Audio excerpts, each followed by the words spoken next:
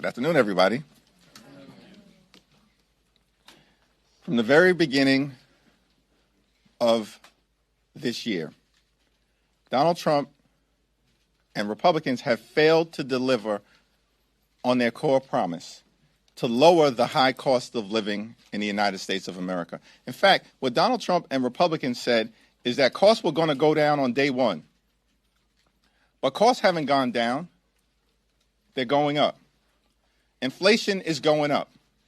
Under Republican policies, housing costs are going up. Child care costs are going up. Grocery costs are going up. Electricity prices are through the roof. And now, because of the Republican refusal to extend the Affordable Care Act tax credits, tens of millions of Americans are about to experience dramatically increased health care costs. In some cases, their health insurance premiums will increase by $1,000 or $2,000 per year. That is unacceptable. It will be unaffordable for working class Americans, middle class Americans, and everyday Americans to be able to go see a doctor when they need one. And so House Democrats and Senate Democrats have been fighting hard to address the Republican health care crisis and to lower the high cost of living for everyday Americans in the United States of America. Because the reality is, America is too expensive. And far too many people are struggling to live paycheck to paycheck. They can't thrive. They can barely survive. And that's why Democrats have been waging this fight. And we'll continue to wage this fight. No matter what comes over to us from the United States Senate to the House of Representatives at some point this week. Our position as House Democrats has been crystal clear. We will sit down with any Republicans, anytime, any place, anywhere, in order to find a bipartisan path forward, but we're not down with their my way or the highway approach to governance. That's failed the American people. It's been a disaster for the American people, and the American people know it, which is why last Tuesday, Republicans all across the country got wiped out. One of the most decisive off-year elections ever in modern American history. And so as House Democrats, we know we're on the right side of this fight, the right side of the American people. And we're not going to support a partisan Republican spending bill that continues to gut the health care of the American people. And we're going to continue the fight to extend the Affordable Care Act tax credits. And if it doesn't happen this week, next week, this month, next month, then it's the fault of Donald Trump, House and Senate Republicans, who continue to make life more expensive for the American people. Questions?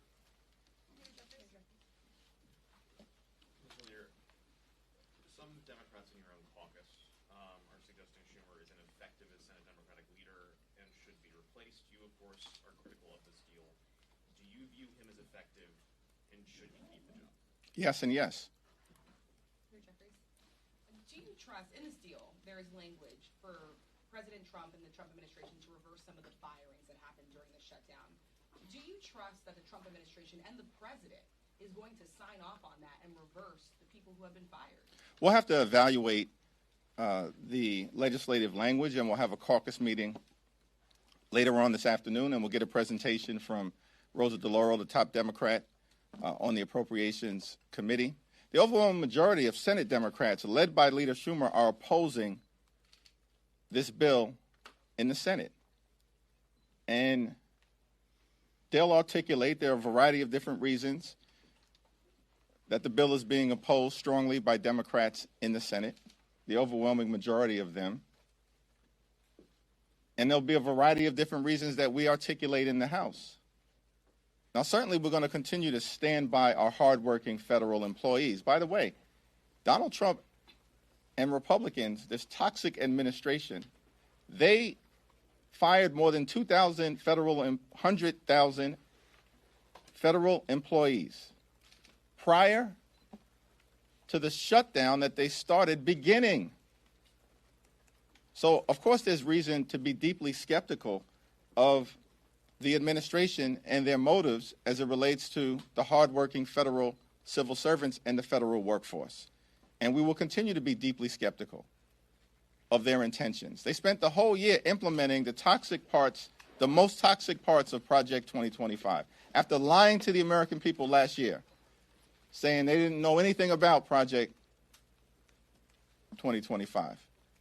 And part of that has been going after the federal workforce. So we'll see what the language looks like, but it doesn't change the core problem here, which is we need to decisively address the Republican health care crisis on behalf of working class Americans, everyday Americans, and middle class Americans. Thanks. Third row. So Dr. Oz said that millions Who? of Dr. Oz said there are millions of phantom enrollees under the ACA. Is that being looked at as it possibly makes it so that people that are on the ACA are paying more because it's inflating the numbers? That's like the most random way to start a question on a serious topic. Nobody who's serious in this country takes Dr. Oz seriously. No one. And, I mean, it's shocking that the guy even was confirmed. But this is part of the reality of Republicans here in the House and over in the Senate. They're nothing more than a rubber stamp for Donald Trump's cruelty and extreme agenda. Are the phantom enrollees being addressed, though? I have no idea what Dr. Oz is talking about, and neither do the American people. Now, with respect to the Affordable Care Act, here's what I do know. That Republicans have tried to repeal the Affordable Care Act more than 70 different times in the last 15 years. They don't operate in good faith when it comes to the health care of the American people. And of course, as Democrats have repeatedly indicated, we're open to sitting down and having a bipartisan conversation about how to fix our broken health care system overall. But I'm not going to respond to any comments from randos like Dr. Oz, who is woefully unqualified to be in whatever position he holds in the administration. He's a joke. These people are jokes. But the issue of the health care of the American people is very serious. And that's what we'll continue to focus on. Back row. Do you see in the Senate bill the extension of SNAP benefits rather than the possibility of a January cliff for them? Do you see that as a victory, or is that something that also raises questions? Here's what I understand about the SNAP situation. Republicans this year, on July 3rd, subsequently signed into law by the current president, enacted the largest cut to Medicaid in American history, ripping away health insurance from at least 14 million Americans, and at the same period of time, cut $186 billion from SNAP. Republicans did that this year. They literally ripped food from the mouths of hungry children, seniors, and veterans so they could reward their billionaire donors with massive tax breaks that they made permanent. That's what Republicans did. They've launched an all-out assault on SNAP. They've weaponized hunger and starvation here in America, taken SNAP benefits away from more than 1 million veterans rather than honoring them tomorrow, which is what should be taking place in the United States of America. Republicans have done that. And so these people can't be trusted on the cost of living issue. These Republican extremists, they can't be trusted on the health care issue. And they certainly cannot be trusted on the SNAP issue. As you know, this has been the longest shutdown in American history. We've seen chaos at airports, delayed SNAP benefits, people losing their jobs. And yet, the deal that Democrats agreed to has been a deal that's been on the table for a while now. Still no policy outcome on health care. So what do the American people gain from the past 41 days? Our fight in the House of Representatives will continue to address the Republican health care crisis. We'll continue that fight today, tomorrow, this week, this month, next month, this year, next year. We're going to continue that fight to fix our broken health care system and lower the high cost of living for the American people. And the American people know that we're on the right side of this fight. It's part of the reason why you saw decisive Democratic victories last Tuesday and crushing Republican losses all across America. In Virginia, in New Jersey, in New York, in Pennsylvania, in California, in Mississippi, in Georgia, across the country, up and down the ballot. Because Republican policies have failed the American people. And as Democrats, we're going to continue to fight to make their life better. Thanks. Thank you, Mr. Leader. Throughout the shutdown, you referred to your Senate colleagues as courageous for rejecting the 14 previous attempts to reopen the government without an extension to the affordable tax care credits. Those 8 Senate Democrats who voted to start the process of reopening the government, do you still include them in that characterization of courageous Democrats who have kept the fight going throughout this shutdown? Well, I don't have much to say about those individuals, and they're going to have to explain themselves to their constituents and to the American people. I certainly believe that Senate Democrats, the overwhelming majority of Senate Democrats, led by Chuck Schumer, have waged a valiant fight over the last 7 weeks, defeating the partisan Republican spending bill 14 or 15 different times, week after week after week, and continue to oppose this effort of passing legislation that does not address the Republican health care crisis by extending the Affordable Care Act tax credits. But the fight is getting ready to shift back to the House, where we're going to work hard, hold the Republicans accountable. All of these loudmouths on the House Republican conference side who's been saying for the last several weeks that we have to extend the Affordable Care Act tax credits. Now is their chance. This week, they have to come back from their 7-week prolonged taxpayer-funded Republican vacation. They can no longer hide. They can no longer hide. Mike Johnson apparently still hiding. Refused to even answer a single question today. That's extraordinary. But they're not going to be able to hide this week when they return from their vacation. Thanks. Thank you. Speaking of the House, Speaker Johnson has not committed to holding a vote on subsidies, even though the Senate agreement would have them do so. What do you say to that? And then also, what do you think that would do to the relationship between Republicans and Democrats on the House side? Well, the failure of Republicans to address the health care crisis that they've created in the House and in the Senate is no surprise, because House and Senate Republicans multiple times this year have been given an opportunity to vote to extend the Affordable Care Act tax credits, and multiple times this year already, in the context of the debate around their one big ugly bill, they voted against, unanimously voted against, extending the Affordable Care Act tax credits. So over the last several weeks, it's become increasingly difficult for them to hide from their position as it relates to the health care of the American people. And House Democrats, joined by our colleagues in the Senate, we're not going to stop the fight. We're going to continue to lean into the fight over the next few days and beyond until we actually get an outcome that makes life better for working class Americans. Thank you, Mr. Leader. There's already extensive backlash coming from the Democratic base over feeling shortchanged by Senate Democrats who have secured this deal without touching on health care. what do you think that this backlash could mean for the party going into the midterms next year, and also for the voters who just handed Democrats, as you said, a decisive victory? Do you think that this will make them feel also shortchanged, disenfranchised, demoralized? Do you think that this will lead to a switch up? House Democrats are going to take back control of the House of Representatives next year. I've said it before, and if I said it, I meant it. Now, with respect to the senators on the other side of the Capitol, they're going to have to explain themselves. But the overwhelming majority of Senate Democrats continue to remain in the arena fighting to fix our broken health care system and address the Republican health care crisis. This fight for us is not partisan. It's not a partisan fight.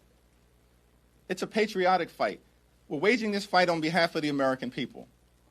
The 5 states that are most impacted by a failure to extend the Affordable Care Act tax credits are West Virginia, Wyoming, Alaska, Mississippi, and Tennessee. 45% of the people, of the Americans who are going to lose health care or be at risk of losing health care if they don't, on the other side of the aisle, extend the Affordable Care Act tax credits, 45% of them are registered Republicans. 35% registered Democrats, and 20% unaffiliated or independent. This is not a partisan fight for us. It's a patriotic fight. You know, one of the people that I met early on during this Trump Republican shutdown came to Capitol Hill was a 29-year-old named Mariah Plant. She's from rural Wyoming County in West Virginia. Her older brother is nonverbal, autistic, and requires 24-hour care. And Mariah is able to provide that care to her older brother lovingly and affectionately because of Medicaid that Republicans have now cut by the largest amount in American history. Her hospital in rural West Virginia is at risk of closing because of Republican policies in their one big ugly bill. And at the same time, this 29-year-old loving caregiver for her older brother gets her health care from the Affordable Care Act. And it's affordable because of the tax credits that Republicans now want to rip away from her. And so I'm fighting for people like Mariah Plant. Very different than the people that I represent in Brooklyn, New York. But she's an American, just like I represent hundreds of thousands of Americans. And that's what House Democrats are doing. We're fighting for the American people. Thank you, Leader Jeffries. Have you spoken to your Democratic colleagues in the Senate who voted to reopen the government? And if so, what do you make of the argument that Republicans would not discuss health care during the shutdown, so they said there's no choice but to vote yes? I have not spoken to them. Thanks. Different topic, Mr. Leader, if you don't mind. President Trump announcing widespread pardons for the group of people that were involved in providing alternate electors, as they called it, for the 2020 election. And he also has allegedly received a commutation request from Ghislaine Maxwell. Just wondering about your thoughts about the way the president has handled his pardon power, especially given how critical he was of President Biden. Well, Donald Trump, in terms of the exercise of his pardon power and commutations, is completely and totally out of control. Like, he can find the time to pardon a serial fraudster like George Santos, but can't find any time to sit down with Democrats on Capitol Hill who represent half the country in order to address the health care crisis that Republicans have created. That's devastating people in urban America, rural America, working class America, small town America, the heartland of America, and black and brown communities throughout America. And so what we're seeing with these toxic pardons and commutations coming from Donald Trump is more of the same. And look, the American people know these extremists on the Republican side have gone too far. And the crazy part about it is that they went too far on day one of Donald Trump's presidency. And it's been downhill ever since. On day one of Donald Trump's presidency, this guy pardons hundreds of violent felons who brutally beat police officers, 140 of whom were seriously injured. Life-threatening injuries in many cases. And then unleash these people on communities all across the country in ways that put those communities at risk. And what we've seen from Donald Trump since day one, since those toxic pardons of those violent individuals, is more of the same. From a person who promised to lower costs on day one, but doesn't give a damn about the American people.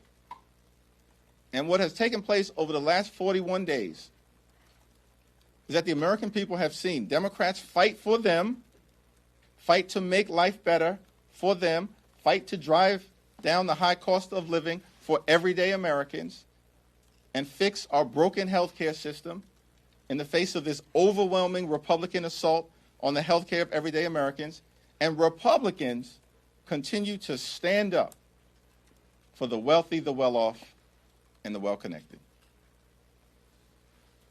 Thank you, Leader. Whether fair or unfair, Leader Schumer is taking a lot of heat from members of your own party. Why do you think he is the right leader for this moment, and why do you think he should stay leader of Senate Democrats? Yeah, as I've indicated, listen, Leader Schumer and Senate Democrats over the last 7 weeks have waged a valiant fight on behalf of the American people. And I'm not going to explain what a handful of Senate Democrats have decided to do. That's their explanation to offer to the American people. What we're going to continue to do as House Democrats, partner with our allies throughout America, is to wage the fight to stay in the Coliseum,